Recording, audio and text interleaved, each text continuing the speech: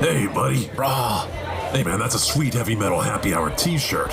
Where'd you pick that up? Thanks, dude. I got it at the Toxic Radio shop. Toxic Radio has a shop? Yeah, dude. It's in the app.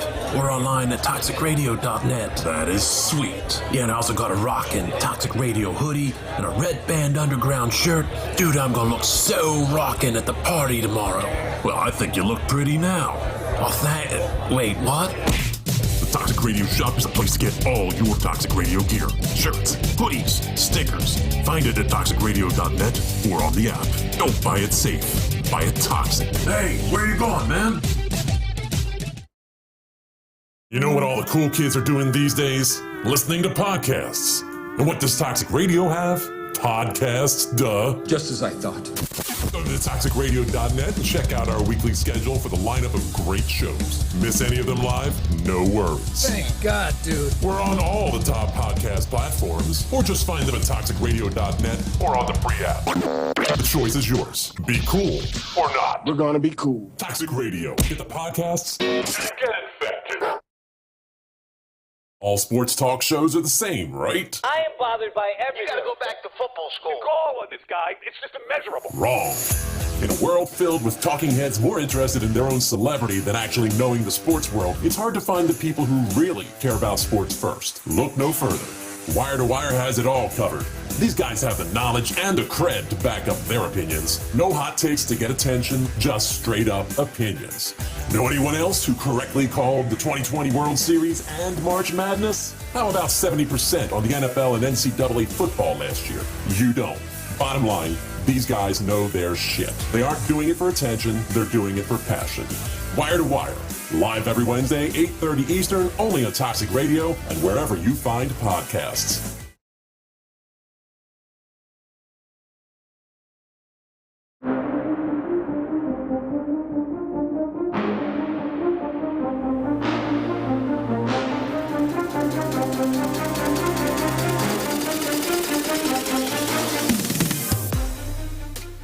Welcome to Wire Sports Podcast. I'm your host, Gene Walzak. And to my right, I got the man, the myth, the legend, Uncle Shally. What's up? Coming from us from Cleveland this week, not from Columbus. I got Kent State's own, Cleveland's own, the son they wish they had, Cottrell Simpson. What's up, What's brother? going on, guys? How you feeling? You ready? It's Homer. Hey, I'm ready. I'm He's always ready. Last show was a single man. Stay Well, ready, never got to get ready. So we got a lot to get into. We got the NBA playoffs. We got our movie bracket, our Phillies preview, our Outfielders list, which caused the most controversy last year. Probably gonna do so again. Oh, let's do it. I'm fired up. I'm ready. But we also got the UFC card we got to talk about. UFC had a phenomenal card this weekend. Fights were very good, except Korean Zombie getting absolutely pulverized. I felt actually bad for his family watching that fight. Like, not just him, but his entire family. That was awful.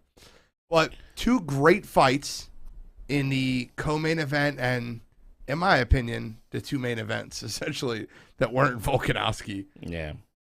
Both causing a little bit of stir, a little bit of controversy, a little bit of conversation. Cottrell, I want you, because we differ so much on these two fights, I want you to pick one out of the two where you want to start. Let's work our way up. Let's go Khamzat and Gilbert first. I wouldn't say that was working our way up. I really wouldn't. I think Khamzat. I mean, it was just the first fight that happened. That's all. I know. I think Khamzat and Gilbert Burns was the fight of the night. Could be the fight of the year. I don't know if we're there yet, but I mean it's going to be a nominee. It's probably. definitely the 3-round fight of the year. Yeah, we could probably do that.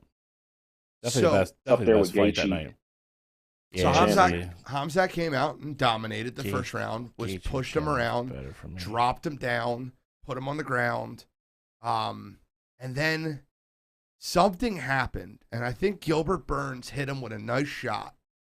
And Khamzat was like, I'm done wrestling. I'm just going to fight you for 3 rounds.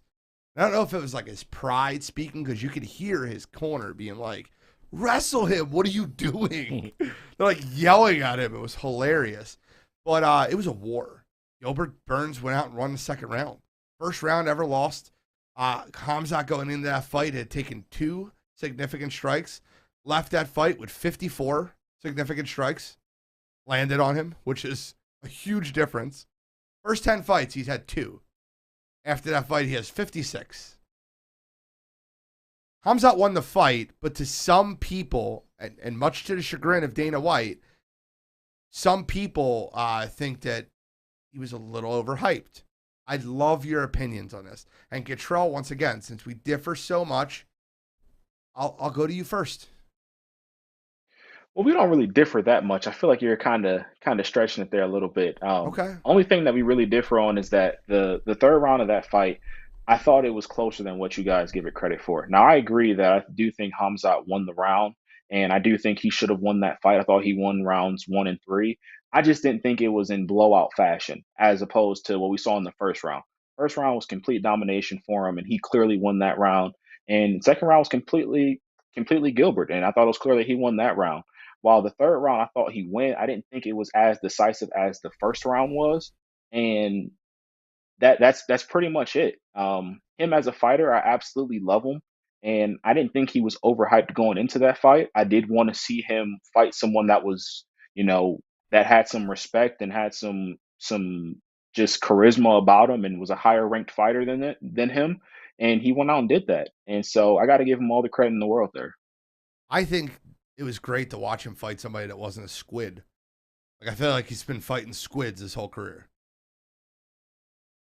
Yeah, I mean, again, I don't think anybody. I don't think he's overrated or anything like that. But again, Gilbert Burns was by far the best person he's ever fought. And again, I think it showed where, I don't want to say he's vulnerable, but I said it in the chat.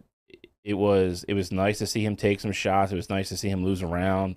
It was nice for him to get into the so-called, quote, like deep waters. But he did show me something too. Like he went in the third round knowing he had to win that round to win that fight, and he did. He did what he needed to do. Did anybody say it was a blowout? I don't think anybody thought it was a blowout. No, I just thought it was a clear win. He said it was a really close round. That's what I thought too. Close. I didn't think it was a blowout. I just thought it was clear that he won the third round. But again, I mean, Gilbert at that weight class is one of top 3 or 4 fighters in the world. It was a huge win for him. I think going. Yeah, but have your expectations on Khamzat dropped a little bit after that fight? No.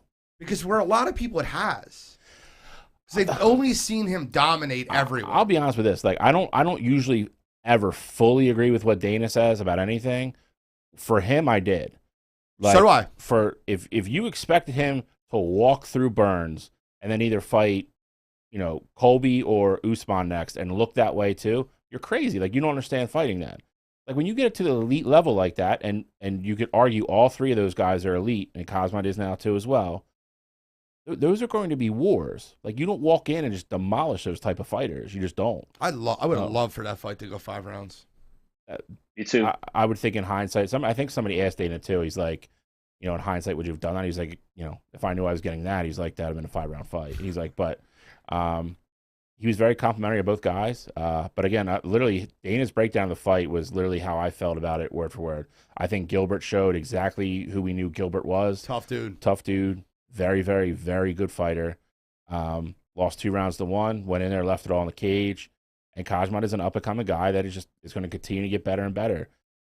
He is, he's going to be in fights like that from now going forward. There's no more easy fights for him.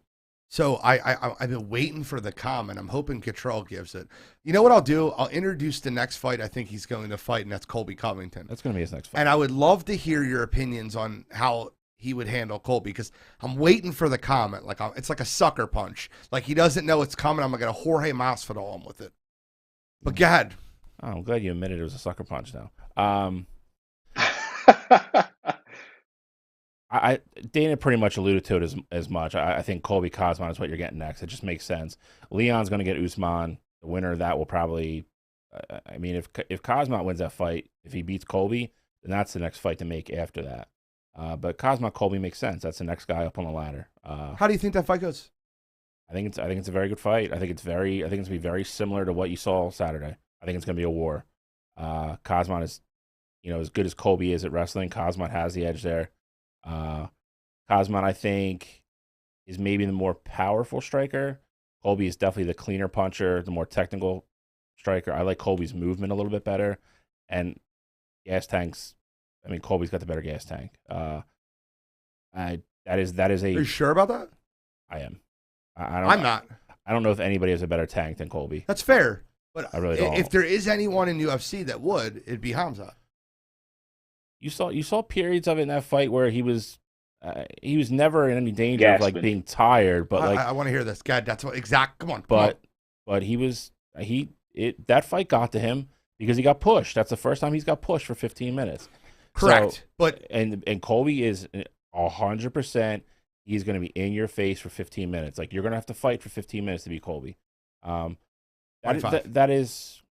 They're fighting for 25. I don't think they will. I'll bet whatever you want on it. Dana doesn't like setting that precedent to having non-title fights. 25. There'll be a co-main event, 100%. Maybe. If they are, they'll fight 5. If it's 25, I think it favors Colby even more. To be honest. Okay. That is a fight. It's very hard. Khamzat is a cardio machine. Colby is literally the standard of cardio in UFC. I agree with you, but I don't think Khamzat's going to get tired the way you think he will. I want to make a comment on the Gilbert Burns fight. Go ahead, Control. Tell me his gas tank. You can see his gas tank going out a little bit. I want to make a comment on that. I mean, you can make the comment on it, but it was, to me, it was evident. Like, I'm not saying that he was completely gassed and he couldn't have gone another round or anything like that, but you could definitely tell his foot wasn't as much on the gas pedal as it was in the first round or the second round. And I thought that was pretty evident. And to even add more onto that, I thought Gilbert was pretty tired there too. So I feel like in that third round, if Khamzat really had as much in the tank as you want to believe, then I think he would have been able to try and finish him off, knowing especially that Gilbert's tank was, I'm not going to say it was empty, but his gas light was about to come on any second there. So here's my point, Cottrell, and I've waited for you to make it so I can say it. Number one, you train for a fight, you train for a 3-round fight, you leave it all out for 3 rounds. It's 2 rounds to 1. He left it. Those were 3 of the most strenuous rounds you will ever watch. They were just bombing. There was no setup. There was no feel-out process. They were just going at each other, right? Am I wrong? There were 3 of the most strenuous I agree with you rounds that you'll ever watch in UFC. Just fight, punch. Okay. Second, if you're training for a 3-round fight and you're in the 3rd round in a 1-1 fight, that's exactly where you're at. Like, that's what you're doing. There's stories of him by very well-known people. One of them being his partner Darren Till, that he's laughing at them because they can't keep up with his cardio. He's talking shit doing sets and they're all drenched and dying.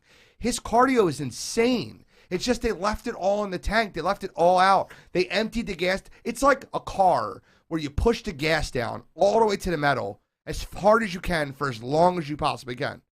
And that's what they did. I'll give Gilbert Burns all the credit in the world. I thought he was out of the fight in the first round.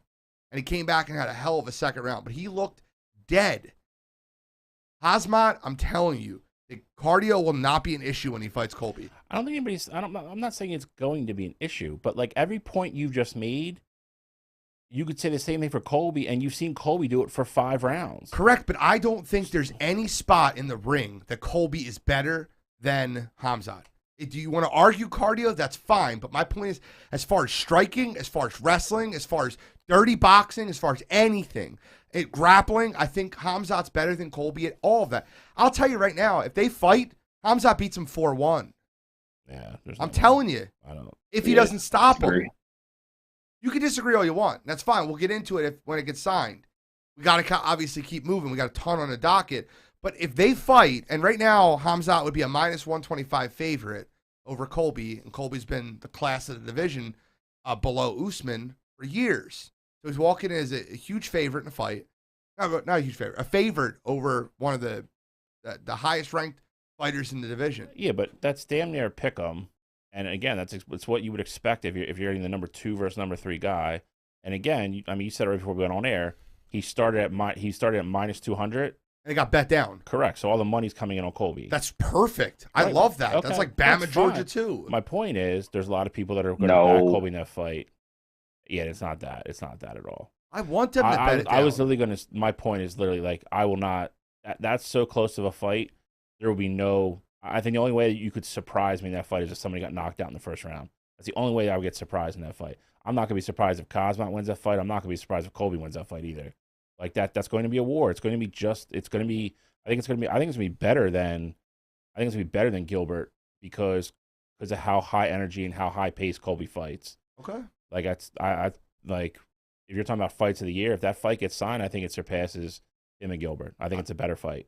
So speaking of good fights, because we have to move on, Aljamain Sterling versus Peter Yan was. We're talking about good fights. Well, it was a good fight.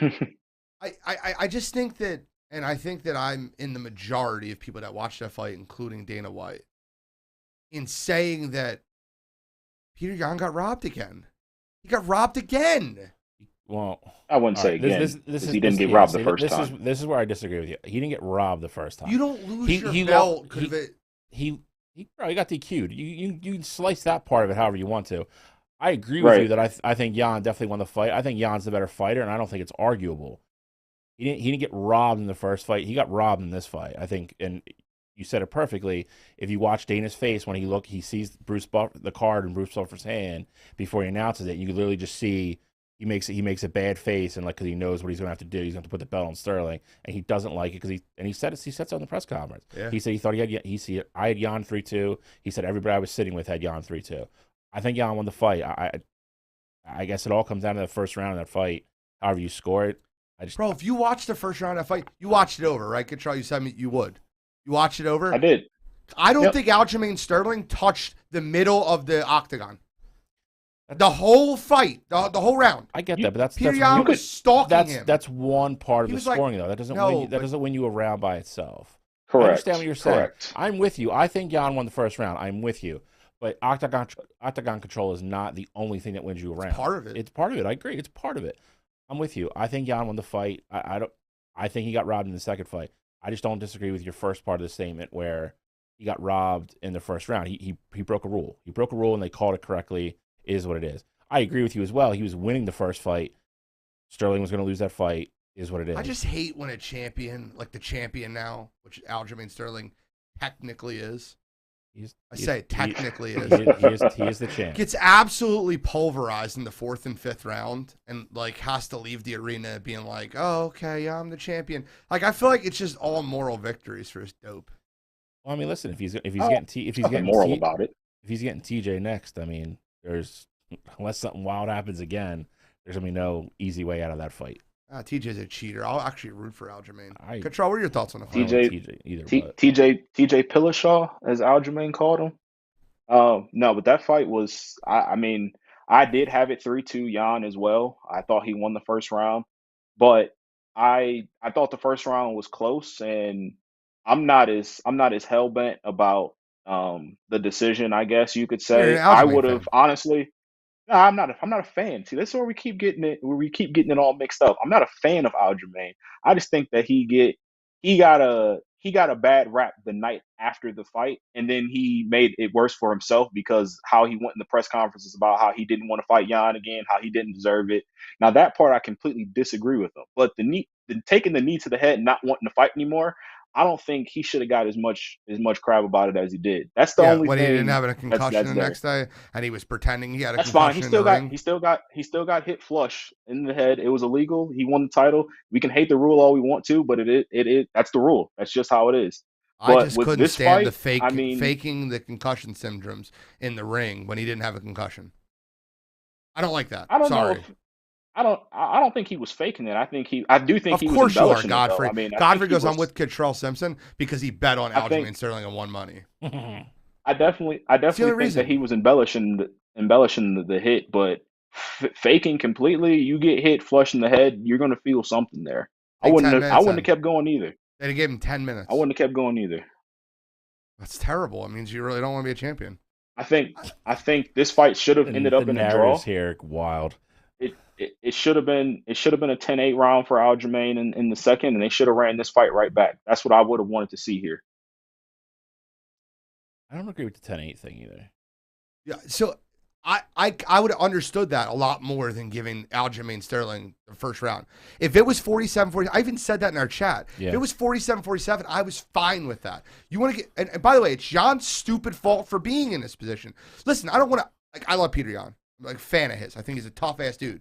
But like, you cannot let Aljamain take your back for 4 minutes. Just can't do it. And like his corner's like, don't let him take your back again. And then what did he do as soon as he walked out in the third round? Next round. Literally, thing. Exact same thing. Yep. I mean, listen, we talked about this too. It's the last 6-7 months. The last thing you want to do is let a fight go the distance right now. I know. We've seen it. And again, that falls on Peter Yan. I mean, I agree with you. I agree with you. And, you know, I mean, we are where we are today. I mean, that's just I don't think you run it back right away. I think you booked a Dillashaw fight. Because if that's the case, if Dillashaw does win, you could at least, if you wanted to go back to Yan there, you could. I mean, they're just in a really like murky place now with that belt. You have a DQ, a disputed decision, you have a pillhead coming back, like a steroid abuser. Like I don't know what you do. And then on top of all that, you got the news about Cejudo. So it's like I don't know what's going on. That's going to take the rest of the year to figure out that division. Now that's what we're at. At least it'll be fun. It'll be fun. I mean, it's. I don't really want to give any credence to Volkanovski's fight. That was an absolute destruction of the Korean Zombie. Like I said, I feel bad. Dude, though, man. He's a super tough dude. I've never seen someone get stopped while they're still on their feet, like not against the cage. Yeah. Like middle of the ring. Like, yeah, it's enough, dude. He's Herb saw enough. That was actually a good stoppage from Herb. I agree. Yeah, yeah, it was. It was that was all trending in the wrong direction. There's no reason for him to take the extra beating he was going to take there. Like that, he was to the point of there was no coming back, and he wasn't going to land some miracle haymaker like that. That was a good stoppage. I need him to sign the Holloway fight. He's trilogy. That's what Dana wants. He's talking about going to 155. I don't know. That in my opinion, would be running from the Holloway fight. I don't think he's running from it. I think he said you want a split decision that some people contest. I think Volkanovski won, but Cottrell doesn't. I think Volkanovski won too. I sure don't. The gist of what I got from his interview was that if that's what we're doing, he wants it signed, and he wants it signed now. Like none of this like, oh, we're gonna wait 8 months, like blah blah blah. Because he's like I want to fight twice more this year. So he's like, if Max isn't ready to go, he's like, then I want to go to 155. And that's fair. That's not running. And he thinks he wants, he was talking about getting a title shot, or he wants to fight the winner of H.E. Oliveira. That's fair. Fair too. I wouldn't mind that either. I probably wouldn't give him the winner of H.E. Oliveira. He'd probably have to win a fight at 155 to be able to get that title shot, in my opinion. I think 155 and 145. 155 is so loaded. Yeah, correct. And 155 is so loaded. Like, you got guys who are so deserving in that division. Like, you got Islam just sitting there who's going to be waiting. I mean, correct. You can't get a shot over Islam. So many guys that are just there waiting for a title shot. So I don't disagree. That's what he said. I think you're going to get Max. I mean, I think that's ultimately where you go. But after that, then I think it gets. I don't know what he's going to do after that if he wins that. I mean, at that point, it's kind of. I guess there's a couple guys left he could fight, but I think his big money fights at that point would be at 155 if he wants to move up. Kevin David commented on your Pillhead comment. He said that it was the steroids. It was bull shark testosterone. You have to go to a different continent to get it. I heard that comes in pill form now, though. Yeah. It's hilarious that's what TJ was taking. Cheater. Is that really what it was? Yeah. I think he's... but, let's get into MLB, guys. 20 minutes in UFC. I love it. We recap and we got to move. We got MLB. I want to do a Phillies preview first because we didn't do it last week. They're 3-3. We can kind of talk about what we've seen so far, what our eyes tell us. I will tell you exactly what I told you last year. This team is just a little bit better. They're 5 games better than 82-80. So they're 87-75.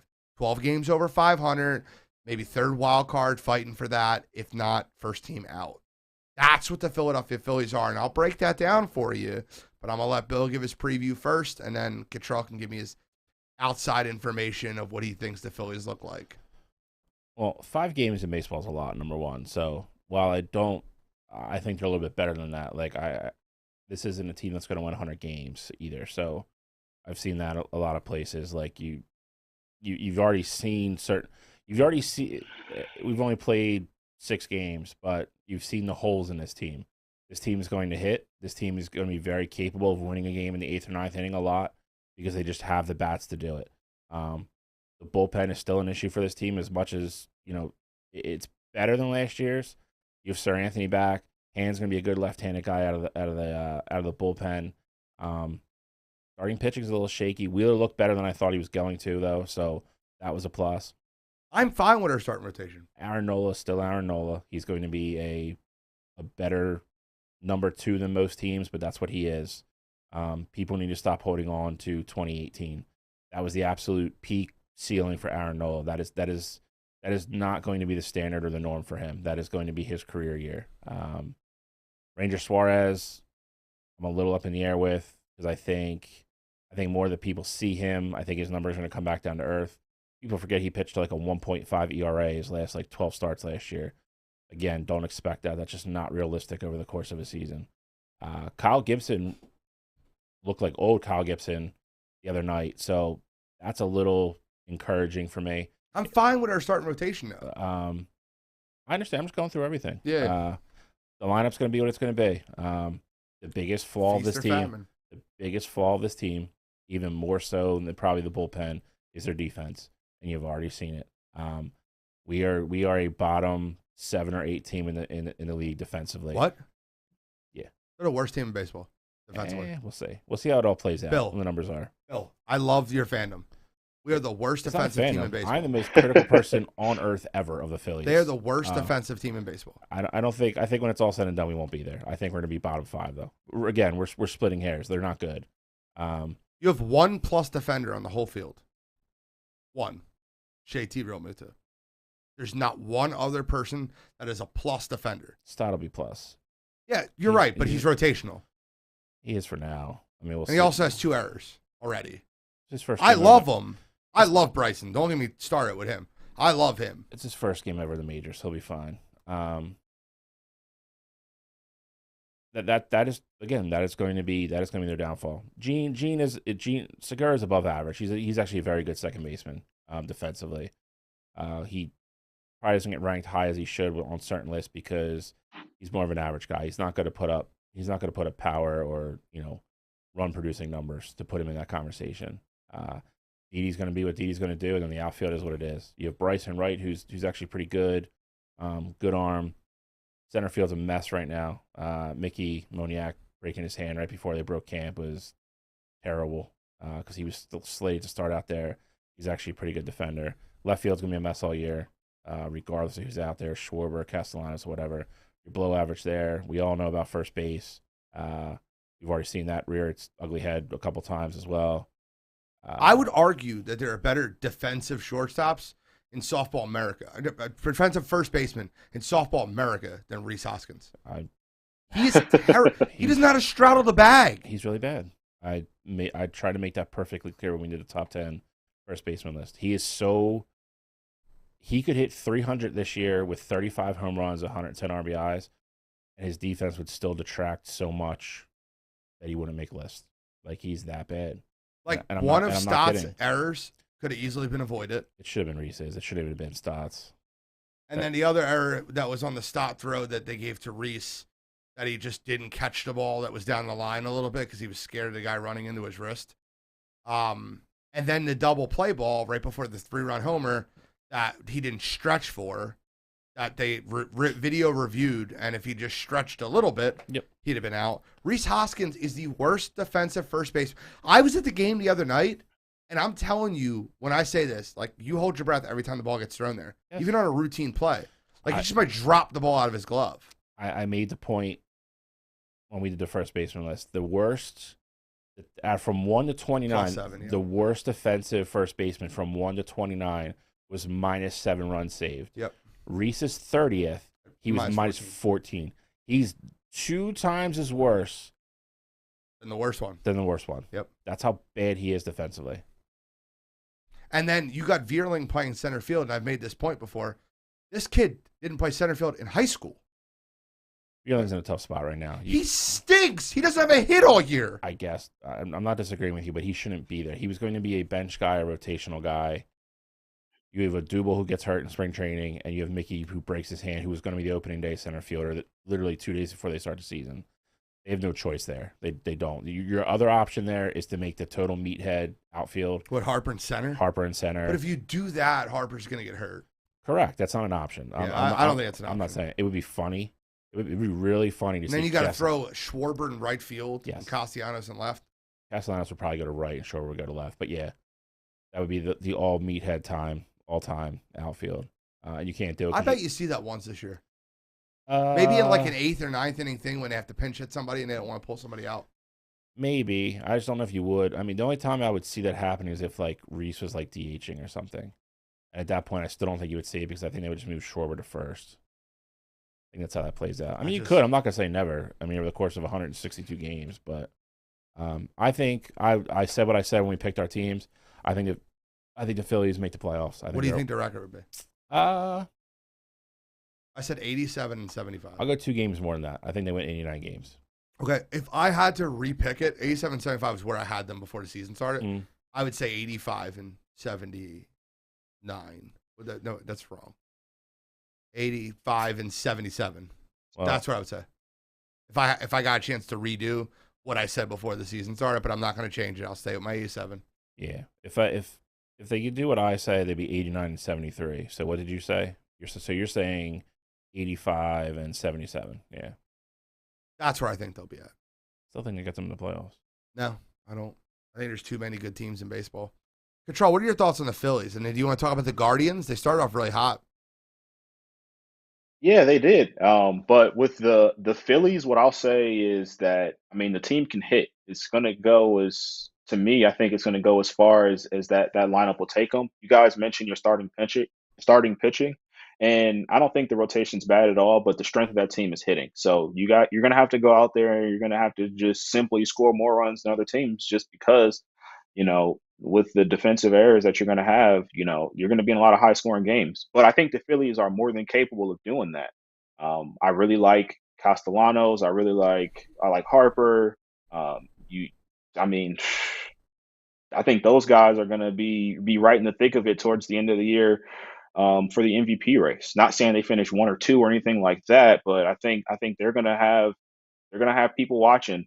And I think that lineup can be special. I didn't have them making the playoffs on the preview show, but that's just purely because of I think the division's going to be tough this year, and I just don't think they quite win enough to get there. I do think they win between 82 to 87. I'm right there with you, Gene. Games probably it falls somewhere in between there. I don't want to give an exact prediction just because. Have no idea where they finish, but I don't think they make the playoffs though. I think they miss out just maybe 1 or 2 games. Maybe comes down to last regular season game, whatever that may be. But I think they're right there. But I think they are trending in the right direction though. Personally, I'm fine with their rotation. Wheeler, Nola, Suarez, I'm fine with that. And obviously, you got Zach Eflin as a decent 5. I'm good with the Phillies rotation. I'm also good with their bullpen. I think Sir Anthony has the ability to be one of the best relief pitchers in baseball. Period. He's got great stuff. He got hit 2 doubles today, but he got out of a bases loaded jam. He's a very good reliever. The pitching isn't the issue. The problem is our pitching is going to look much worse this year because they're going to have to get extra outs because our defense is not making those extra plays. All right, let me give an example. Monday night, there was a play where Brandon Nimmo was safe at first base. Didi Gregorius tripped over his own 2 feet, then caught the ball through the first, and it wasn't ruled an error. It was ruled an infield single. But in reality, a good shortstop makes that play. I think that the Philadelphia Phillies will constantly – another play, Harper, there was a fly ball to center field on Sunday, or to right field Sunday. It went close to the wall. It bounced right behind him. He was mad at himself for not catching it. But that's what you're going to get from this team. Bohm making 3 errors in the first 2 innings. Like, that makes Ranger Suarez's ERA look bad, but Ranger pitched fine. They should have been out of both those innings. Ranger pitched fine. Made 3 errors in the first 2 innings. Yeah, they're all unearned runs, though. No. They gave him 2 earned runs. I'm telling you. Just trust me. My point being is this team has the ability to be a 90-win team if they had a good defensive center field, if they started Stott at shortstop, and figured out someone to play third base. I would love to trade Rhys Hoskins and start Alec Bohm at first base. He's a better first baseman. You have to make the throw. I've said numerous times that's where Alex Bohm is going to end up projecting to be. He's gonna have to out hit Rhys to stay there. I mean, he had a great game the other night. I mean, he was 3 for 3 in the game. They had 3 errors. Started to rally to help him win the game too. But they're in a tough spot with him. Bohm signed up, locked up for a while. Rhys is on arbitration. So, the other thing I think they're going to do, I think they're going to make a move in the middle of the year as long as they're in contention. I think they're going to get a pitcher. So, or maybe they go out and get a center fielder from, one of the teams that is out of contention. I do think they'll make a move in the middle of the year somewhere, assuming, I just don't think Girardi will get rid of Didi, and I think that's where your move has to be. Move Didi, and you move Bryson Stott there. You can't move Didi right now. As much as people want to see that, Didi's contract is up after this year. He's not going to be here next year. And you can see that already with Stott being up.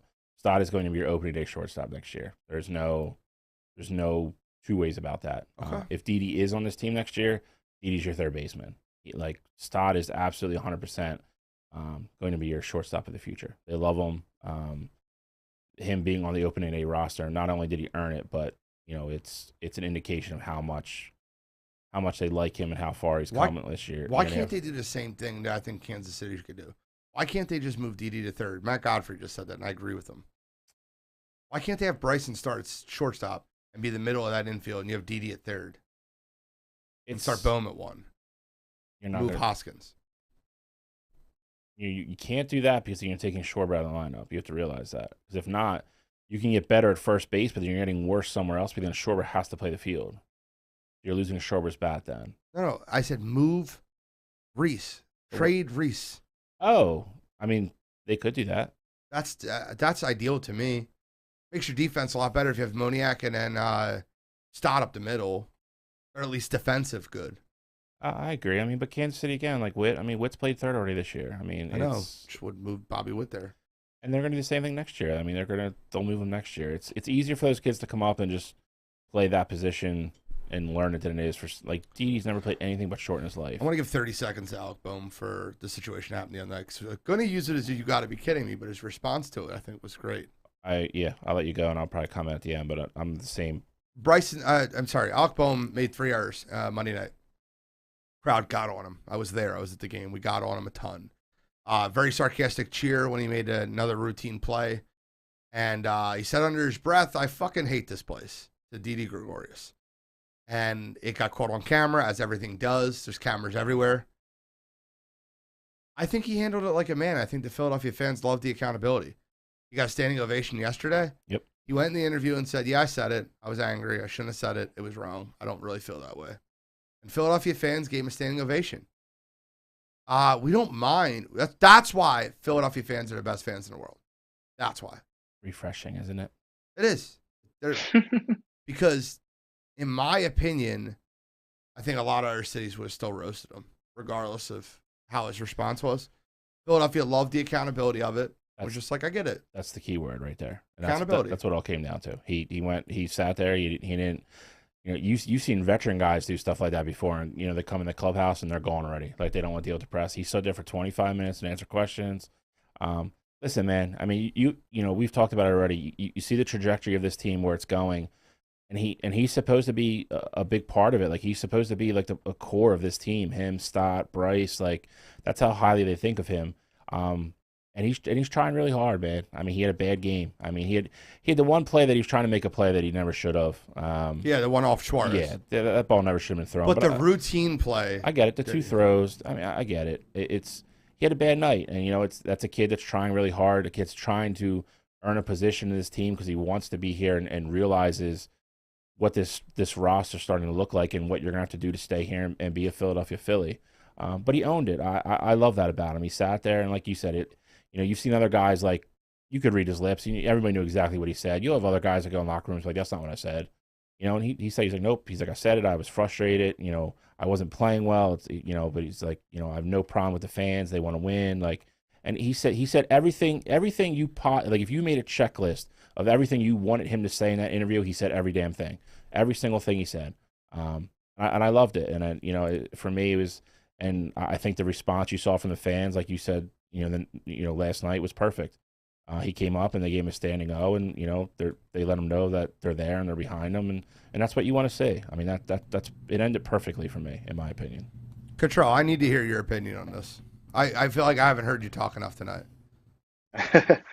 I mean, the accountability is big. I think it's funny that you talk about that makes Philly have some of the best fans in the world. I think that's funny, but I do think that accountability is a big thing, and if you're gonna play bad, at least be accountable for it.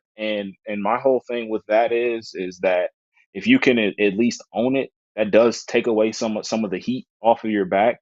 I don't necessarily think that a whole bunch of other teams would have clowned him for it, just because at some point, and it's so early in the season too, you can't get the guy's confidence down. Like you said, he may be a big part of the future. You can't get his confidence down in the first week of the season like that. That'd be horrible. So it's going to be basically how he responds to it now, and throughout the season, if he has a rough patch or anything like that, if there's a repeated behavior, then you got some problems on your hands. But if he steps up and he's like, I'm working to get better every day, then that's a whole different situation. So right now, I think he handled it perfectly, but the rest of the season will show, if there's repeated behavior or if it just goes the completely opposite way, where he's just like, I'm getting better every day.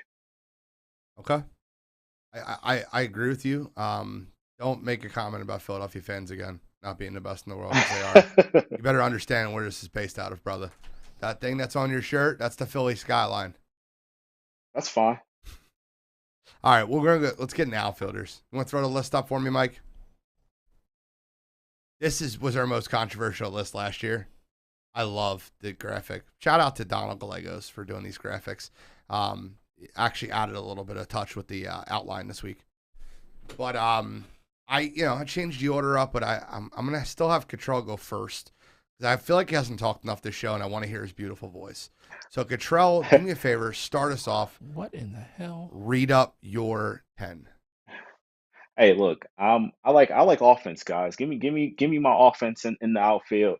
Starting at number 10, I got my man Nick Castellanos from your Philadelphia Phillies.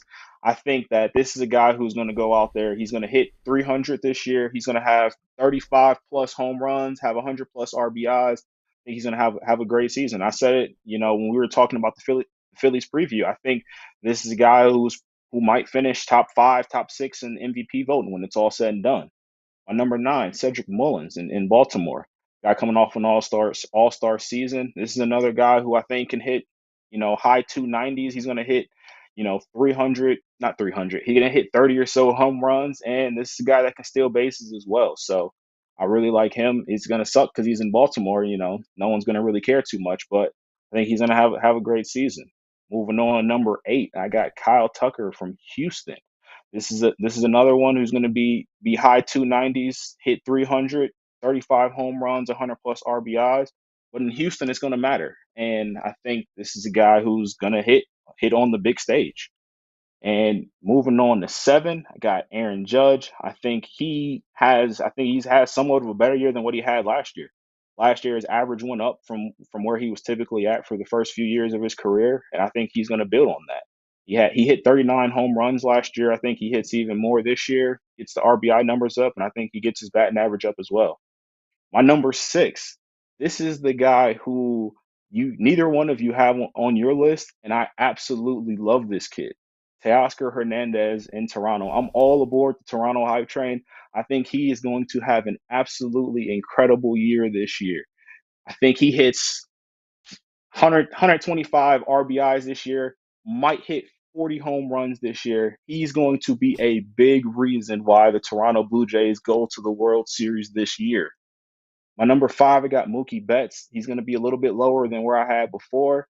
Gene, this is where I 100% agree with you from last year. I think the guys ahead of them are just taking that jump this year. We saw it last year, obviously, but I think this is the year where they make it completely full, and Mookie's going to sit there at that 5 Did you spot. say I was right from last year? Yeah, I think Just this checking. is right now. I think you're a little early, but I think you were 100% right. Then moving on, got Ronald Acuna at 4. Obviously, we know how great of a player he is. He was on the MVP trek last year before he got hurt. I think he builds on that this upcoming season. My number 3 is the reigning NL MVP, Bryce Harper himself. I think he has another phenomenal year, but I think Juan Soto just has the better year. And I think Juan Soto actually finishes number 2 in the MVP voting. I told you guys, I think Freddie Freeman ultimately wins it. And then number 1 for me, the best outfielder in baseball the past 6 years. I'm Except going with last the year. boy Mike Trout. He was hurt, but before that, he was the best outfielder in baseball. So I think he stays healthy this year, and he recaptures that throne as the best outfielder in baseball. Okay. I'll get into it at the end because I find it very amusing that we have Acuna and Betts swap this year. Because like you'll see where I have Acuna on my list when it gets in there, and I'll get into that. Obviously, I'm not down on Ronald Acuna Jr. But you want to go second? I can go, or you can go, whatever you want to do. I want you to go. All right. I will start honorable mention from Brian Reynolds from Pittsburgh. Pretty much a lone bright spot on that team. Rookie of the year 2 years ago. Plus defensively, had like the sophomore slump after his rookie of the year. But then last year he had another, I think he was 90-some RBIs, 20-some home runs. Again, like I said, I think he was 3 or 4 runs defensively. So I put him number 10. My man Luis Robert, Chicago White Sox, a guy nobody talks about. Yep. Plus 300 hitter. He's right in the middle of that lineup, which is just as good as any lineup in the major leagues. Again, another very good defensive outfielder. I have him number 10. Kyle Tucker, Cottrell already talked about, 330-plus guy, another very good defender. He's going to fill a huge hole left by Carlos Correa. He's going to be leaned on this year even more than he was before. So I have him there. He could have even been higher. I got Tyler O'Neill, first left fielder I have on the list from St. Louis. Gold Glove winner from last year. Best defensive outfielder on this list that I have anyway. Maybe Buxton, but we'll get to him in a second. Tyler O'Neill, and a very good hitter. He's another 290, 295, 300 hitter, plus power. He's going to be around 35 home runs, right around 100 RBIs. Very good player that nobody knows about. He never gets talked about in St. Louis with all the other guys they have on that team. Aaron Judge, I have number 7. This is where the list really started to get hard for me. Aaron Judge is a very good player. I don't dislike Aaron Judge. But ever since his breakout year, he's kind of plateaued. He really hasn't had the monster year, taking that next big jump, into superstardom, with the Sotos, the Trouts, where we all thought he was going to be. So I have him there. I struggle with him and this next guy, Byron Buxton, from Minnesota, their center fielder. The kid is an absolute stud. He just cannot stay healthy. He's electric though in center field. If you ever watch him play, one of the best defensive center fielders in the league. He's an over 300 hitter. Hits for a little bit of power for a little guy. Very, very good player. If he stays healthy, he's gonna lead that Minnesota defense. And again, I told you, Minnesota's my sneaky team in the AL to make the playoffs this year. He's very good. Number 5, I have Mookie Betts. Again, I don't think he's a bad player. I think he's still a stud. I think to get into this conversation you guys already started, I flipped him because I think Acuna took that step, who I have number 4. So I'll get into Acuna. To Cottrell's point, he was the runaway MVP winner before he tore his ACL. It was that simple. Bryce Harper wasn't going to win it. Soto missed too many games. As great a year as he had, he wasn't going to win it. Ronald Acuna was your NL MVP last year through 120 games. He just was. The kid was on an absolute tear. I have a number 4, and I simply have a number 4 because he's probably not going to come back to like the middle of May. Number 3, I have my guy MV3, Bryce Harper. Going to be a finalist for the MVP award again this year, I believe. I think he has a chance to end up going down as being the most beloved Philadelphia athlete ever. The dude says the right thing every day. He's getting people to come play here because of who he is. He's going to be the absolute cornerstone of this franchise for the next 10 years. I love him. I love everything about him. Number 2 is Juan Soto. I think he's the second best player in baseball. He's a stud. I know he's Gene's guy. I know we got silly arguments. We tease him about him, but most of what Gene says about him is 100% accurate. I love watching the kid play. Always has a smile on his face. He's the best pure hitter in baseball. And his defense is getting better. It's not good, but it's getting better. He's improving. And if it wasn't for the guy I have number 1, like I said, I would hand the crown to the best player on the planet to him. Number 1 for me is Mike Trout. Until somebody takes it from him, that's where he's going to be. The crazy thing was he got hurt last year with the calf. Probably could have came back. Angels were out of it. They decided to shut him down, which is probably smart. But if you look at his splits for the first month and a half, he was actually on pace to have a career year. He was everything, metrics, WAR, everything. He was ahead of all 3 of his MVP years. He was having a monster start to his season. So number 1 for me is Mike Trout. I think Mike Trout, with the age thing, I think the gap between him and Soto is starting to close, and that's to be expected. Soto's 24, Trout's 30. But I mean, both these guys in 15 years, you're probably talking about top 10 outfielders of all time, and that's credit to both of them of how good both of them are, how good both of them are historically already. Okay. So I wanted Kyle Tucker higher on my list too. I love Kyle Tucker. I think he's going to do awesome. To me, it's 2 lists. It's the best 7 outfielders, and then the next 4. I know that sounds silly, but there's a gap to me from 7 to 8, 9, 10 honorable mention. So I have Kyle Tucker, honorable mention. I think he's great. I'm not going to say anything bad about him. I had to put him on my list. Just couldn't get him above the guys ahead of him. I think Cedric Mullins is one of the biggest studs that no one really talks about or knows about because he's stuck in Baltimore. He is unreal. Very good player.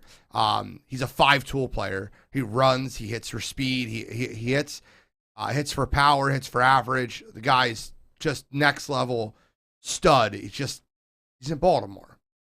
I love Byron Buxton too. Byron Buxton's probably the best defensive player on this list.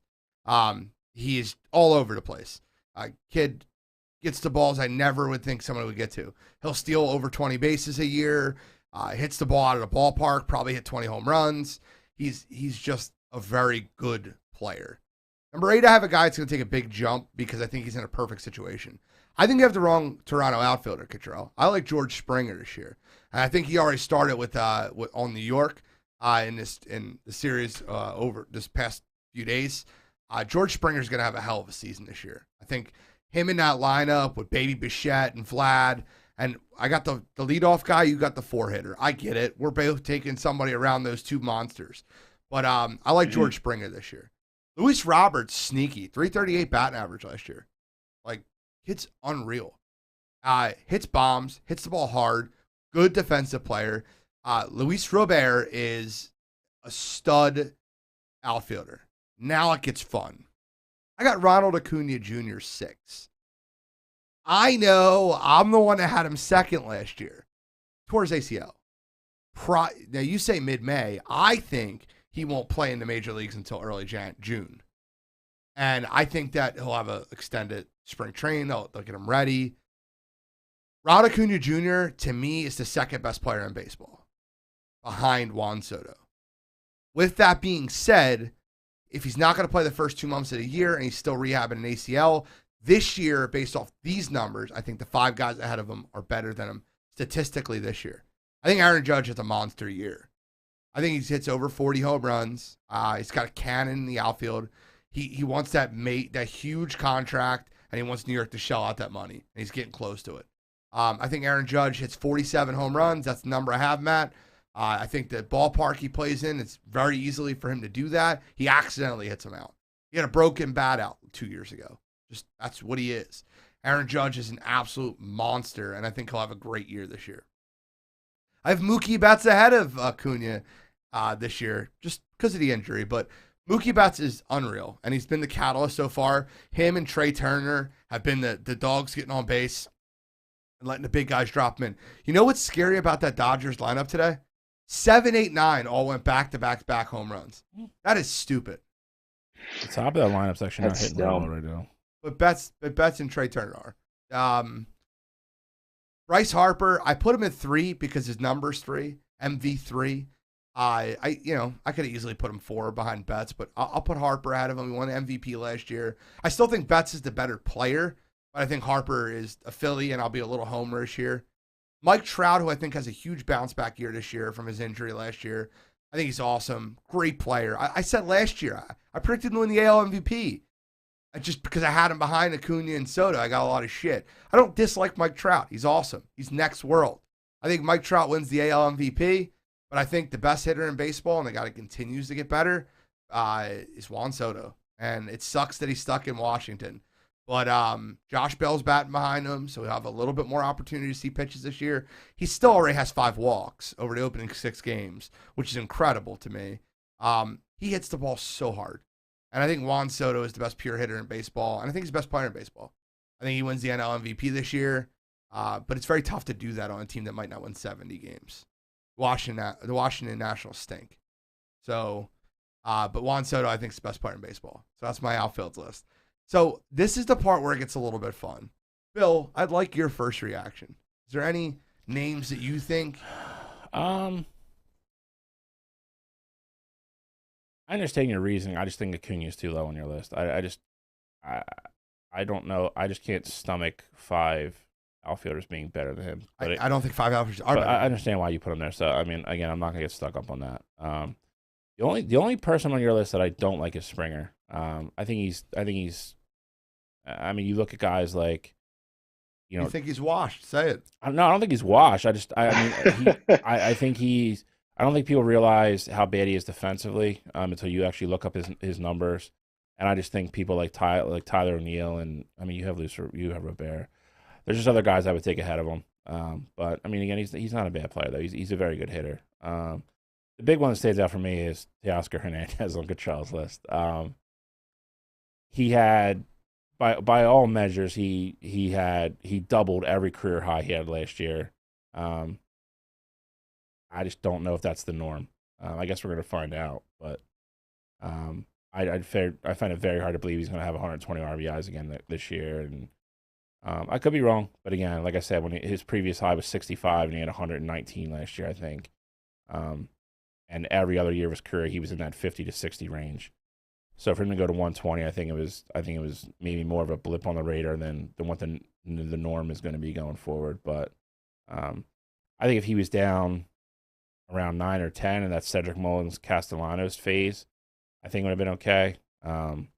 6 is wild to me. See, the thing with Castellanos, and the reason I didn't put him on my list, his offensive numbers will be up there. Yeah, he's terrible. He's not a left fielder. Yeah, he's not. He's been DHing for us, essentially. Schwarber's played the majority of games there, even though Castellanos played the last 2 games in left.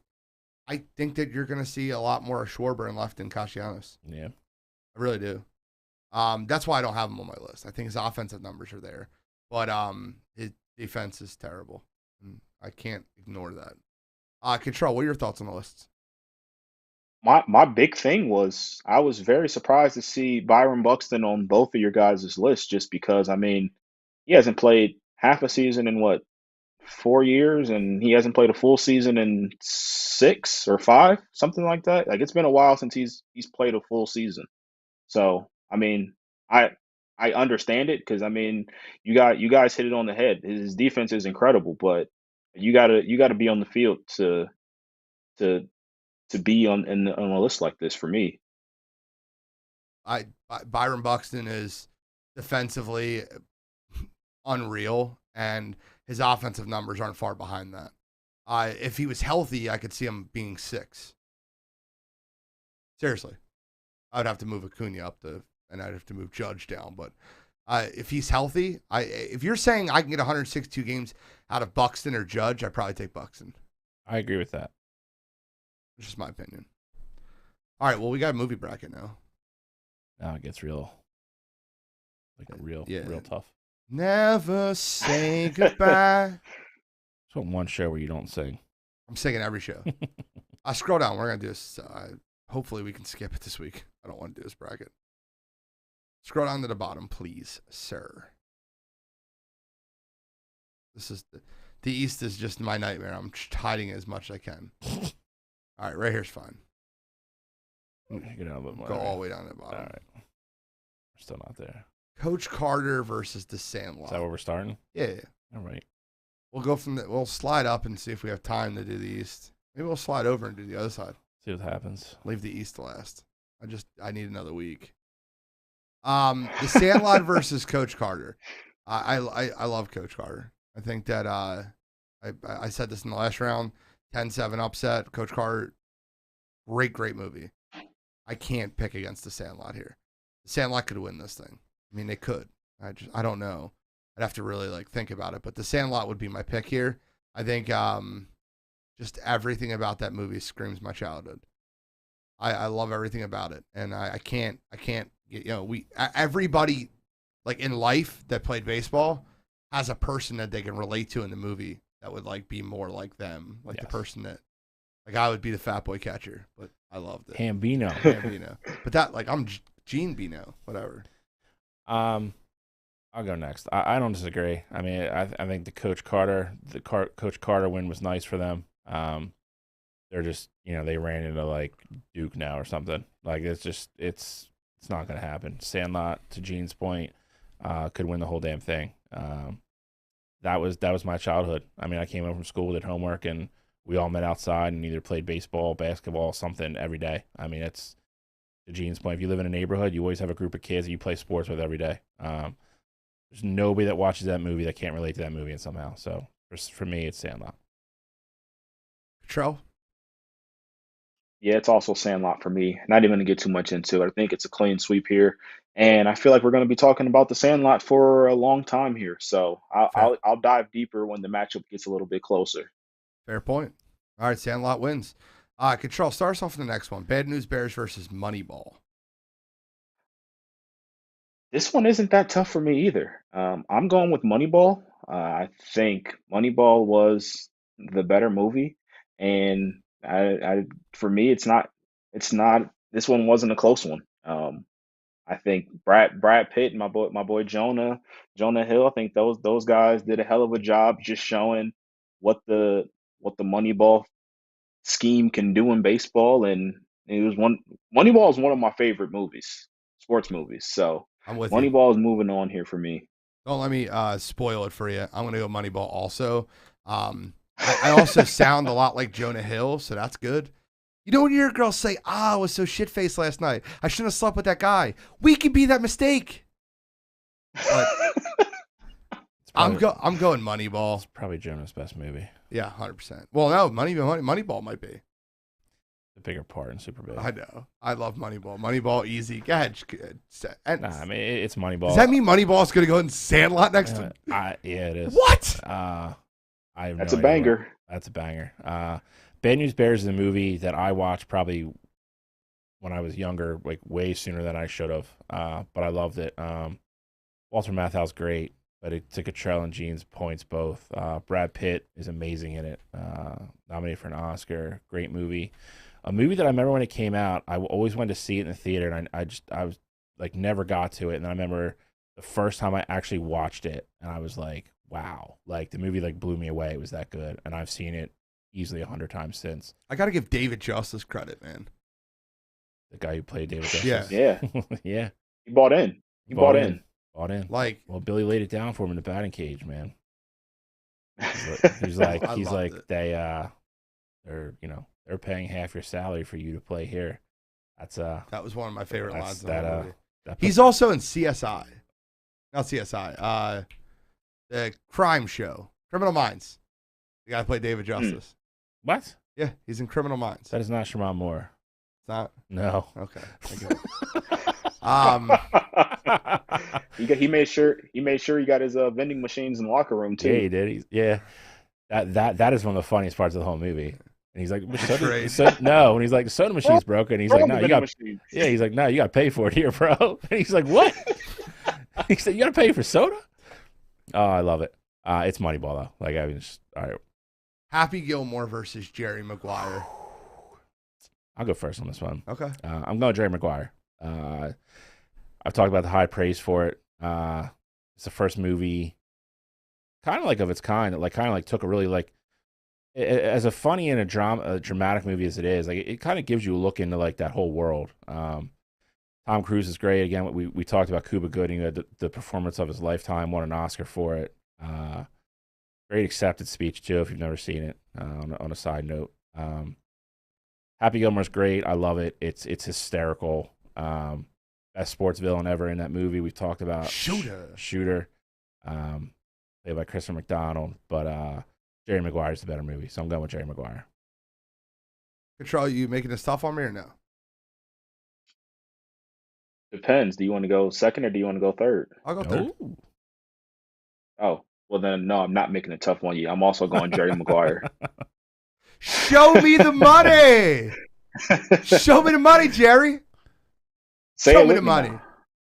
All right, so I guess we're Jerry Maguire sweep. I don't have to pick it. Yep. That was tough. This is easy. White man can't jump. Landslide. Thank you, $1 Million Baby, for showing up.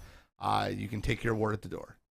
Yep. $1 Million movie, again, $1 Million Baby, great movie in its own right, just not in the same class. Not even close. White man can't jump. Did you read the article I sent you? It was great. I didn't know any. I mean, obviously, there's no way me to know any of that, but of course they lowered the rims. Yeah, that's funny though. I just love that Wesley Snipes got hustled out of the whole thing. I know. Like that part's hysterical.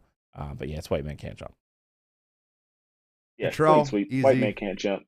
We'll be talking about White Man Can't Jump for a long time too. All right, do me a favor. Scroll all the way over to the right. I'm not doing the East this week.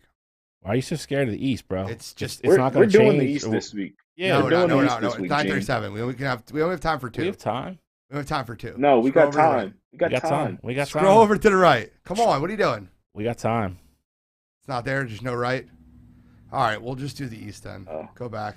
Here we go. Oh, I think probably wrong bracket. I thought it was one bracket now. Yeah, it is, but oh, you don't scroll over left and right. All right, go back to the East. You do. Go back to the East, Mike. Whenever you get a chance. I know he is. I just so scared of those movies going home. There's too many good ones. I really wanted to do the other side. I guess we can't. All right, so do you want to start the bottom or top? I guess Mike decided for us. Go to the top. Miracle versus 42. I'll go first on this one because I'm dreading going third on any of these. Me and Gene talked about this at length, I think, after the show last week. So this is what it boils down to for me on this. They're both true stories, which makes this even tougher. You have Jackie Robinson, obviously the first black player in baseball, played by the late, great Chadwick Boseman, and even Miracle, which Kurt Russell was incredible in. 1980 Olympic hockey team was the first team to beat the commie bastard Russians in the Olympics. I'm going to go Miracle, and this is why. And this is what I said to Gene last week, and I'm going to stick with it. I think they're both good movies. I think Miracle's the better movie. I think Chadwick is what makes the movie for 42 for me. I think he was incredible. Everything surrounding him in that movie, I don't think was as good as Miracle. I think all the kids that were drafted in Miracle to play, Jimmy Craig and Eruzione and all those kids, were great. I'm going Miracle. I'm sorry. You're looking at me like you hate me already. I don't. I want to go second. Oh, Jesus Christ. You know it's coming. I know. This is why I didn't want to do the East. I'll make it tough on you, Gene. I'll go 42 here. I think Chadwick did a great job in the movie. Bill, you made all the points about Chadwick and how great the movie was, but you just went the other direction. I'm going with 42 here, and I'm making it tough on you, Gene. You wanted me to make it tough on you last time, so I'm giving you what you asked for. Not in the East. This is what I didn't ask for. Gene has been dreading this for 2 weeks. 100%. So, my favorite part of 42 is the guy from Tokyo Drift. Lucas Black. That's how I knew his name. I just didn't want to screw it up. Lucas Black walks over and puts his arm around Jackie Robinson. Best part of the And movie. he goes, "Why are you doing this? Like, what are you doing?" And he goes, "I got family up there from Kentucky." He's like, "I need to know. I need them to know. I need them to know." And then he says, "Maybe we'll all wear 42 one day." Now they do. They wear 42 once a year on Jackie Robinson Day. It gives me chills talking about it. It's one of my favorite movies ever. Miracle on Ice, I think. I call it Miracle on Ice. I know it's called Miracle, but it's such a great movie. The Conehead line, the way he built the team, it builds me up back and forth. This is incredibly tough for me. I still don't know where I'm going. I really didn't. I looked at this a million times. I don't know where I'm going. It's funny. It's funny you brought up that part because at the end of that conversation is what's great too. Because he says something else, but he goes, "Until then, Jackie, we're just going to play baseball." Yeah, I love that. And then you look at the part of Miracle that I love is when they're doing the suicides. Yeah. He's like, "Who do you play for?" And they all keep giving the wrong answer. And then finally, the one dude gets. He goes, "We play for the USA." And he goes, "What'd you say?" And he goes, "Play for the USA." He goes, "Go take off your shit." And like from that point forward, like they knew what they were doing. Kurt Russell did an incredible job. Herb Brooks, absolutely. Yeah, great moments are born from great opportunity. That's what you have here tonight. Another great line. That's what you've earned here tonight. Yep. I got goosebumps. Might watch Miracle when I go home. I'm gonna go with Miracle. Woo! Thank God I had to make that choice. And I don't know how. So scroll down. We got another one I don't want to do. Gene's like legit heartbroken. I am. Bro, I was a hair away from picking 42. That's another brutal one too. I'll go last again. Oh. All right. This is brutal, but this one's a little bit easier than the last one for me. I like both these movies. I think the presentation in one of the movies is a little bit better than the other one. Cinderella Man is one of those movies that it's not only about the sport. Gene's talked about this at length already. It's so much more than that, which to me makes it a great movie. You Got Game is incredible in its own right. I don't want to take anything away from it. 4.5s are always tough, even in real life. I'm going by the slimmest of margins. I'm going Cinderella Man. Hey, Trell, go ahead. You already know I have the upset special, Gene. You already know that I'm going with He Got Game here. I'm Jesus Shuttlesworth. Yeah, Jesus. I'm shocked you volunteered to go third on this, knowing you were doing it again. I know. All right. Right. You knew. You knew what was happening. So the greatest actor of all time is in He Got Game. You are the greatest actor of all time, Denzel Washington. He's up there for sure. Ray Allen. Ray Allen might be the worst actor of all time. Ray Allen's the reason I didn't pick the movie. So Bill gives a very strong point here. I think the reason that I'm going to go with Cinderella Man is how bad Ray Allen was as an actor. I also don't think it's believable that his dad is 5'9" and his mom's 5'4" and he's 6'9". But I love He Got Game. I love the movie. I love Denzel. I love the concept of it. Jesus Shuttlesworth. But Cinderella Man about James J. Rack, the Depression, Max Baer. Like, I've watched that movie and it still gives me chills. Like how he didn't eat for 2 days because he needed to make sure his wife and family ate. Like, goosebumps. Cinderella Man for me. Once again, the slimmest of margins. We're going to go Cinderella Man here. I'll go first on the next one if that makes anything any easier for you. It's easy. Next one's easy.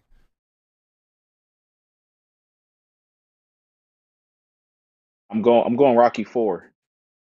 We have all if he dies, he dies. We got all split decisions tonight. I'm going second on this one. I'm going Raging Bull. And nothing against Rocky 4. Raging Bull is the better movie. Not it just where is. I thought this was happening. So you're gonna make me kill Bambi? You're gonna make me kill Bambi? You just made me kill Bambi. I didn't make you kill Bambi. You made me kill Chadwick. He made you kill Bambi, not me. Chadwick. I had to kill Chadwick. And then you killed Denzel. Oh God! Don't stop. Ray Allen killed Denzel. Yeah, fair point. I actually think What's next? Cinderella Man Sylvester Stallone? over He Got Game is a little bit easier for me than losing Chadwick because of how great he was in 42. Oh my God.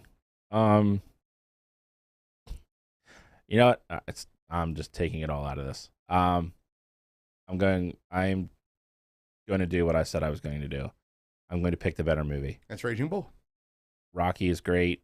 It's the hometown flavor. We love him. Love everything about him. We all agree Rocky 4 overall was probably the best one. Dolph Lundgren was great. Whatever. All the lines. If he dies, he dies. I mean, we'll live on in infamy forever. Robert De Niro in Raging Bull won the best Oscar. It's just a better movie. I'm going Raging Bull, and I'll kill Bambi. Killed Bambi. Bambi is dead. So now this is. So I'll go first. I don't care because I might lose. That's fine. I'm going Rounders. It's my favorite movie of all time. Nothing against The Natural. Nothing against Kevin Costner's not here enough. I'm going Rounders here. He's not in The Natural. Sorry. Whatever. Robert Redford. Robert Redford. I'm terrible with names, guys. I don't even know my cousin's name. Don't listen to him. He's in the other 9 movies that are on the list. I'm going Rounders here. I splashed a pot whenever I please. In my club, I can't. Matt Damon. Oh, jeez. Rounders. 7-2 upset. Rounders. It's the pick. I know where I'm going. It's Rounders. Go, Cottrell. Bill, you want me to go or? Debating if I want to be stuck with this. You can go. Because I don't know what I'm doing. Cool. I am also going with Rounders here. Rounders is gonna move on here. I got my Oreo somewhere in the cut here as my my tell. Throw them against the wall as soon as you guys figure it out. Rounders was incredible. It's a movie that still holds up. Obviously it's an older movie, over 20 years old at this point, but it actually absolutely still holds up. And fantastic movie. It moves on. It being a 7 seed is crazy. So what's the best way to get over a breakup, Cottrell? Oh, that's a good question. Do you remember the line? Bill, I know you do. What's the best way to get over a bad day? Rolled up aces over kings. That's what it is. Let's go. Rounders, baby. Do you think The Natural got a shit deal there? But it did. It's my favorite movie, though. That's tough. But I mean, it is what it is. I don't know where I would have voted. I mean, I think Natural's a better movie. I love Rounders, though. I made sure it was on the list. So I'm not. Out of all the baseball movies I could have sent home, I think I was probably correct. Field of Dreams better. Sandlot's better. Yeah. Nothing against The Natural. Yeah, I'm fine with it. The only part about The Natural I hate is that they changed the ending. So if you're not familiar with it, if you read the book, which I did, he strikes out at the end in the book. We'll do the Midwest next week. That's the only one we got left for round of 32, and then we'll get into the Elite Eight or to Sweet 16. So we'll do all that next week. Yeah. All right. Yeah, because we'll have, obviously it'll be less so matchups. So we'll do Midwest and then do. So he's not here next week. Yeah. So you're gonna have to vote. Or Ed Conroy. We have to do it then because he's not gonna know what to vote on. We gotta do it. We gotta do NBA players. I mean, plus I don't even know if Mike can get over that side of the page. Mike, can you go over the side of the page? Is that like a yay or nay? It's a nay. Okay. It's okay. It's all right. We'll do it next week when we have it loaded, and we'll get into it. Guys, got to get NBA Plus. Got to get it in. It starts. It's here. Right here. You want to hear something wild that's never happened before, ever in the history of ever? The Brooklyn Nets are the third highest odds to win, or like third lowest odds to win the NBA Finals. The Boston Celtics are the fifth lowest odds to win the NBA Finals, which means Brooklyn is favored to win the Finals over Boston. But guess what? The series odds, Boston's favored. Where does that make logical sense? That's wild, right? No? A lot of that has to do with Vegas doesn't want to get hammered if Brooklyn does win, and Boston's favorite. I'm talking about to win the title. Okay. With futures bets, they don't want to get caught with their dick in their hand there, and B, I think you see a lot of that reflective in the fact because they really just haven't played together a lot that year. They played the last 10 games of the season together, really. Now there's rumors Ben's going to play, so I don't know what's going to happen there either. I think if you're looking at objectively, I mean, you could argue that Brooklyn has the two best players in this series, depending if you value Tatum over Kyrie or not. I think overall, Boston's the better team. Maybe. Maybe. I think it's gonna be a great series. I mean, I think you're going Tatum and team defense versus how much can you stifle Durant and Kyrie. If they both go off every night, I think you have a problem. But I think that is the absolute marquee series of the entire first round for either conference. What do you think happens?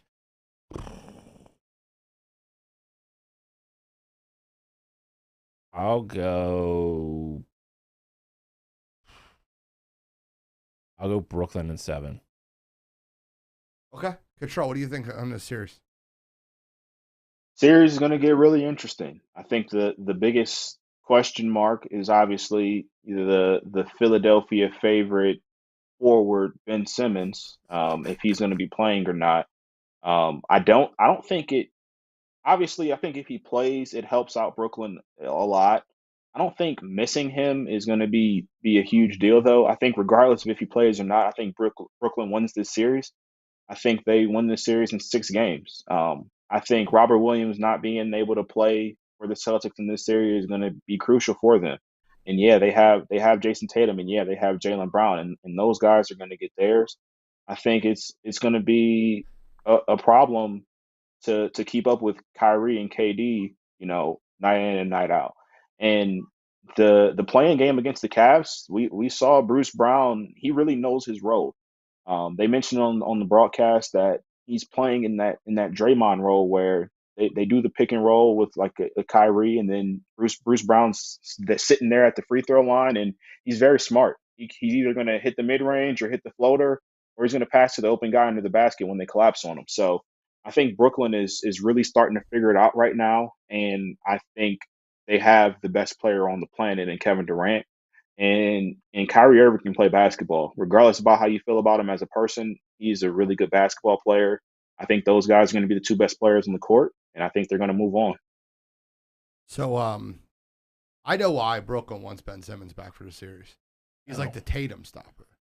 It's what he is. He's the only guy in the league that has the length and the versatility to be able to guard. If that's the whole key. I mean, I don't care what Ben does offensively. If he comes back and he's healthy enough to stay in front of Tatum and limit Tatum to 25 a game, Jaylen Brown and Marcus Smart and all them are not outscoring Kyrie. I just think it's Durant. blasphemous. He just 100%. You said that Kyrie Irving's better than Tatum. Tatum's a lot better than Kyrie. I said you could debate it. I said depending on where you put him. I'm just kidding. But, look, I'll tell you right now. No, Tatum's better than Kyrie. Yeah, say something, Tro. You could debate it, though. You could debate it. 100%. Okay, you could debate it. Who's better? Kyrie Irving. Stop. So angry all of a sudden. Look, I'm going to tell you something right now. Nets in 6. And if they talk a little jive, they'll do it in 5. And if they talk a little more, they'll do it in 4. Nets are going to win this series. I'll tell you what. If I was Boston, would have worried me was Durant's post-game conference after last night when they were talking about whoever was talking crap about Boston right off the bat, and he came in and he knew about it, and he's like, we're not doing that this year. Like, he's like, that's not what we're going to do. Like, we're going to go play ball and whatever. If he's that focused and actually engaged, I mean, that dude's a killer. I like. Not to mention, this is personal for Kyrie. Boston. Get out of here with that shit. Boston. You don't think it's personal? You don't think this is a personal matchup for Kyrie? For Kyrie. Kyrie's a crazy nut, a lunatic. Boston shunned him. Look, Boston had the best of 2 defensive players in the series by far going into the series. And if Ben Simmons plays with Robert Williams not playing, it's arguable that now Brooklyn has the best defensive player in the series. Marcus Smart is probably going to win Defensive Player of the Year. Best great defender. And he's not even the best defender on his team. Robert Williams is. He's not playing, though. I know. I got the Nets in 6. I want to get into Sixers-Raptors. Sixers-Raptors, a lot of people are talking about this series. Upset potential. Philadelphia's going to be a minus 170 favorite to win the series. What do you guys think about that series? I think there's upset potential. I think we have holes in our team. I think not having Tease in Toronto is going to be a factor, however you want to slice it. I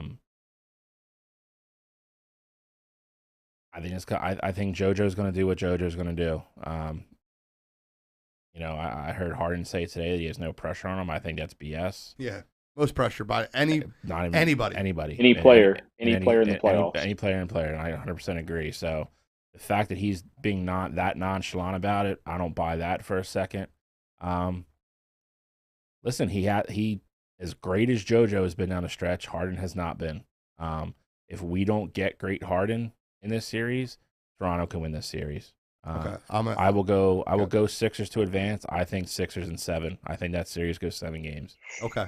There's not a snowball's chance in hell that Toronto is going to win this series playing Pascal Siakam at the 5. It's not happening, guys. Bingo.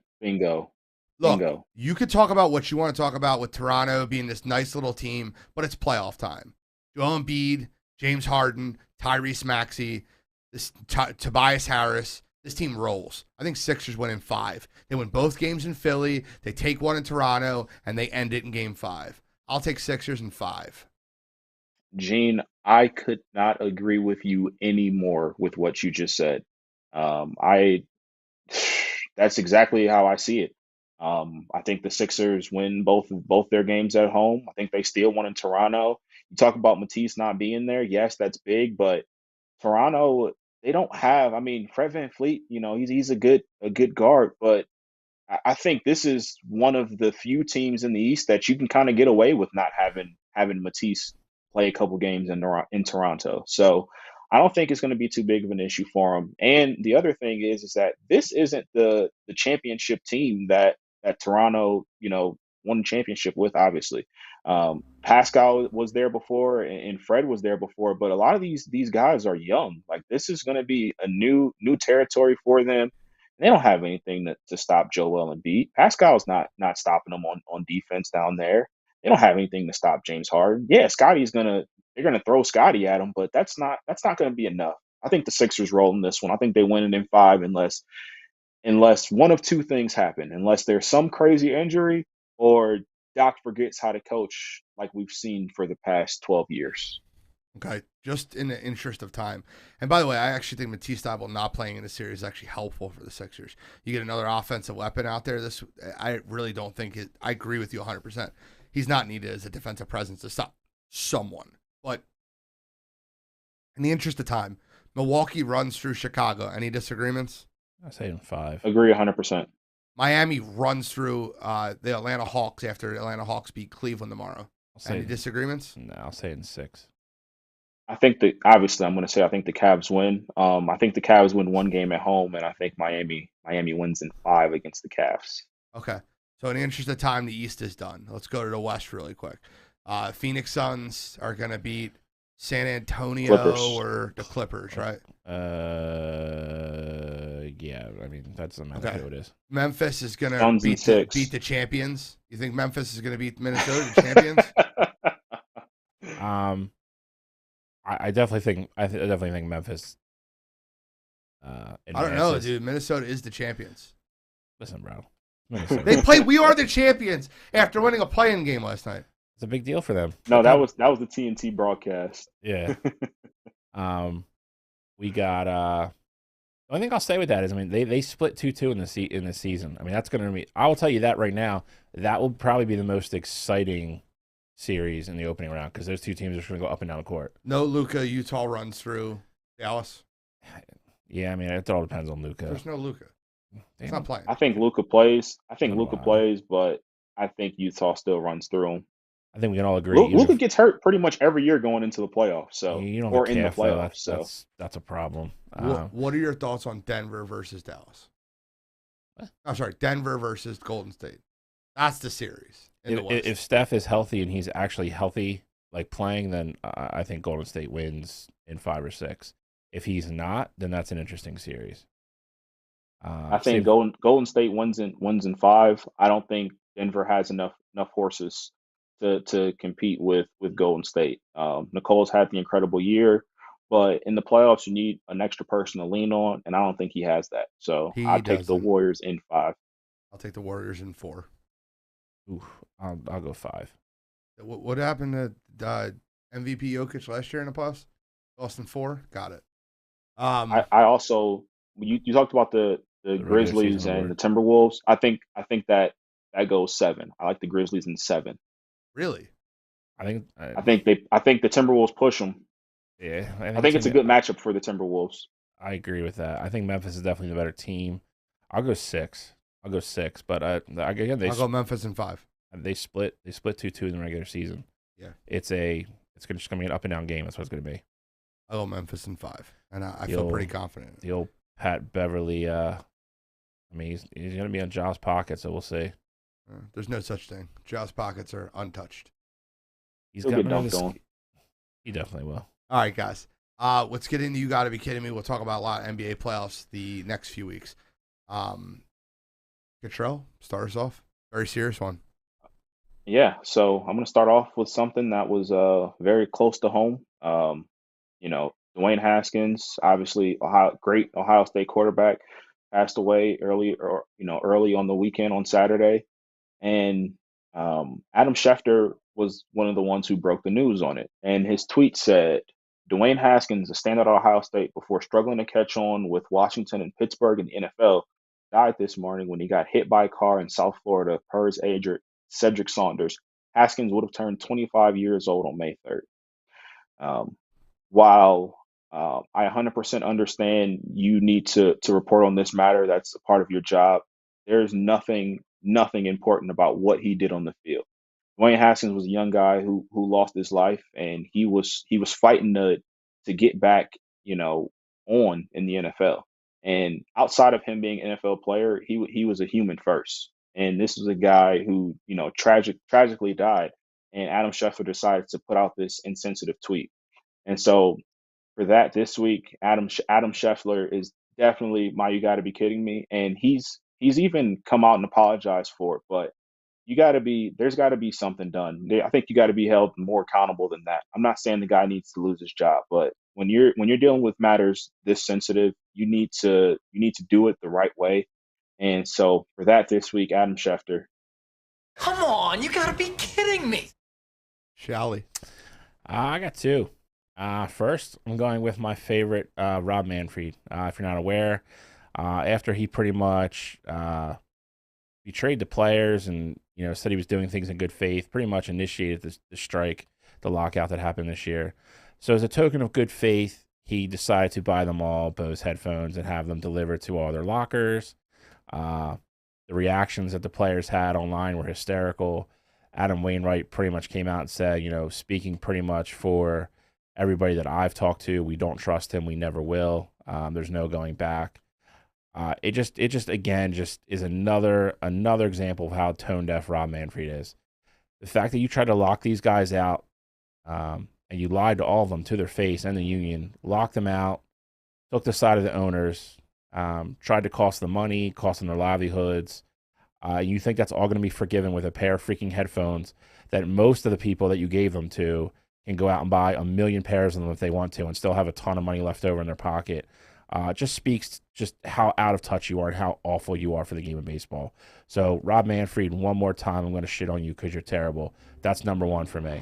Come on, you got to be kidding me. Number 2 happened today. It's going to be Dave Roberts of the Los Angeles Dodgers. If you're not aware, Clayton Kershaw had a perfect game through 7 innings in the Dodgers win today. He was only at 80 pitches. I understand this is his first start of the year. I will tell you this. There is no valid excuse to take him out of the baseball game today. If you want to say that that you didn't want his pitch count to go up or whatever, you have more than enough pitchers on that roster. You could have skipped his next start if you were worried about resting him. You already had him in the 5 slot today. It was his first start of the year. Jeff Passan had the best tweet to sum this up perfectly. There's been over 220,000 baseball games played in the history of Major League Baseball. Clayton Kershaw already has a ring. He has multiple Cy Youngs. He has a no-hitter. The one thing he does not have is a perfect game. At his age, he's never probably going to ever get a shot at doing this again. You took him out of the game for no reason. That, for me, is inexcusable. I put up a status on Facebook and said I would fire Dave Roberts, and people thought I was kidding. I wasn't. I would fire him. That is... It is. I don't think if you don't play baseball, you have no idea how hard it is to throw a perfect game, like no idea. And the odds tell you that out of 220,000 games that were played, there's only 23 of them. And he was absolutely robbed of that today by his manager. And I'll give him credit because he towed the company line in the press conference afterwards. I guarantee when the cameras are off, he's pissed off. So this week, my number 2, Dave Roberts. Come on, you gotta be kidding me. I'm gonna start with the owner of the Cincinnati Reds. CEO Bob Castellini, the son of the owner and CEO Bob Castellini, Phil Castellini, was on 700 WLW, a radio station like WIP is in Philly. He was on the Sloan and Mo Eager show, and they asked him, they said, hey, what do you say to the fans that think that you abandoned shift because you trade a lot of our good players away? Those fans are showing up to games each week. And, what do you say to the fan that might have lost faith in you? It's an opportunity for you to back your young guys, opportunity for you to talk about your young team, opportunity for you to talk about a rebuild. Your response can't be this. Well, for starters, where are you going to go? Sell the team to who? That's the other thing. You want to have this debate? What would you do to make this team more profitable, to make more money, compete more in the current economic system that this game exists? It would be to pick up and move elsewhere. So be careful what you wish for. He's already apologized for this comment, which happened on opening day for the Reds. I can't. If that happened in Philadelphia, they would burn down this house. That is unbelievable that he said that thing out loud. He said, oh, you're not going to support the team? We'll just move. Screw you. That's called instilling faith in your fans. So for that, this week, Bob Castellani. Come on, you got to be kidding me. Am I missing one? Is there another one I was supposed to have? Well, you were originally going to do Bohm. I'm not doing Bohm. I know. Okay, I don't think so. I think we're good. Alec Bohm, you are not on you this week. You got to be kidding me because you handled yourself like a man. And I respect that. So I took you out. Any final comments, ladies and gentlemen of the jury? I got nothing. Guess we just got to wish the old farewell to single life to Mr. Cottrell. Ties the knot on Saturday. Yeah. To be his last show as a single man. Last show, period. He's not coming back next week. He's not coming back next week. He'll be in Jamaica. I'm kidding. Cottrell, Jamaica man. Audia, we wish you the absolute very best. Can't wait to see you guys Saturday.